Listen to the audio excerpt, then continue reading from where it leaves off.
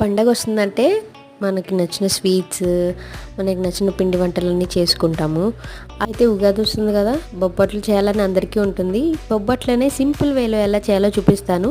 ముందుగా పచ్చిపప్పుని గంట పాటు నానబెట్టుకొని పక్కన పెట్టుకున్నాక తర్వాత ఒక కుక్కర్లో వేసి పప్పు మునిగేదాకా వాటర్ వేసి ఇలా చూపిస్తున్న విధంగా 3 to 5 విజిల్స్ వచ్చేదాకా కుక్ చేసుకొని పక్కన పెట్టేసుకోవాలి. తర్వాత అదే కుక్కర్లో మనం పచ్చిపప్పు ఎంత క్వాంటిటీ అయితే తీసుకుంటున్నామో అంత క్వాంటిటీకి ఈక్వల్గా బెల్లంని కూడా తీసుకొని స్టవ్ మీద పెట్టి బెల్లం కరిగేదాకా ఉడికించుకున్నాక మిక్సీ పట్టుకొని రౌండ్ బాల్స్ లాగా చేసేసుకొని పక్కన పెట్టుకోవాలి. తర్వాత చపాతీ పిండిలో చూపిస్తున్న విధంగా ఆ రౌండ్ బాల్ని పెట్టి పాలిథిన్ కవర్కి ఆయిల్ రాసి నీట్గా ఒత్తుకోవాలి మీడియం సైజులో. తర్వాత స్టవ్ వెలిగించి ప్యాన్ పెట్టి మీడియం ఫ్లేమ్ మీద ఈ బొబ్బట్లను అటు ఇటు తిప్పుకుంటూ కాల్చుకోవాలి.